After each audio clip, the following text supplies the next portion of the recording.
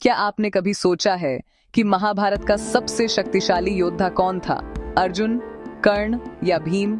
नहीं, एक ऐसा योद्धा था जो सिर्फ 3 तीरों से पूरी जंग खत्म कर सकता था, लेकिन उन्होंने लड़ने की जगह अपना शीश काटकर दान कर दिया।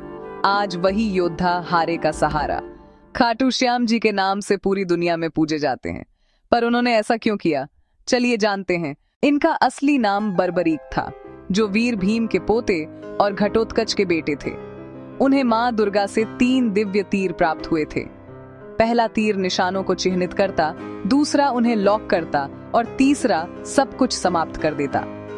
जब महाभारत का युद्ध शुरू हुआ तो बर्बरीक ने अपनी मां को एक वचन दिया, मैं हमेशा उस पक्ष से लड़ूंगा जो हार रहा होगा।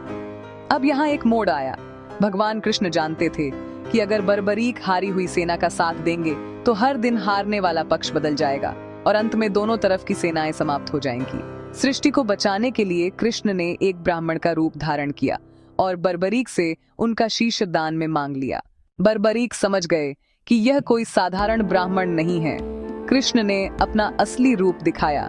बर्बरीक ने हंसते हंसते अपना सिर काटकर कृष्ण के चरणों में रख दिया।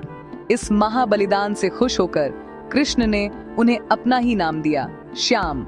उन्होंने वरदान दिया कि कलयुग में जब इंसान हर तरफ से टूट जाएगा, तब सिर्फ बाबा का नाम लेने से उसका काम बन जाएगा। इसीलिए हम कहते हैं, हारे का सहारा खाटू श्याम हमारा। वही शीश आज राजस्थान के सीकर में स्थापित है और उनकी कृपा आज टोरंटो से लेकर टोक्यो तक हर भक्त पर बरस रही है। अगर आप भी बाबा के दरबार गए हैं तो कमेंट में जय श्री श्याम लिखना मत भूलना। कहानी तो हमने सुन ली, पर क्या आपने कभी सोचा है कि बर्बरीक का शीश खाटू में ही क्यों मिला?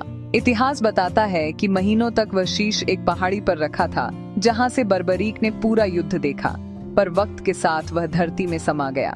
सदियों बाद खाटू गांव में एक गाय के थन से अपने आप दूध निकलने लगा जब वह एक खास जगह खड़ी होती थी। जब वहां खुदाई हुई तो वही शीश प्रकट हुआ जो कृष्ण ने मांगा था। आज वहां श्याम कुंड है। लोग कहते हैं कि इस कुंड में नहाने से त्वचा रोग और दुख दूर हो जाते हैं। इसके पीछे का विज्ञान लोग आज भी समझने की कोशिश कर रहे हैं, पर भक्तों के लिए तो ये बाबा का चमत्कार ही है। अगर आपने खाटू की निशान यात्रा नहीं देखी तो आपने कुछ नहीं देखा। रींग से खाटू तक का 18 किलोमीटर का सफर लोग नंगे पैर तय करते हैं। क्यों? यह निशान, ध्वज, बर्बरीक के बलिदान का प्रतीक है।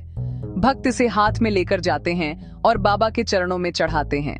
दर्शकों के लिए प्रो टिप, अगर आप पहली बार जा रहे हैं तो फाल्गुन मेले के वक्त जाएं। वहां की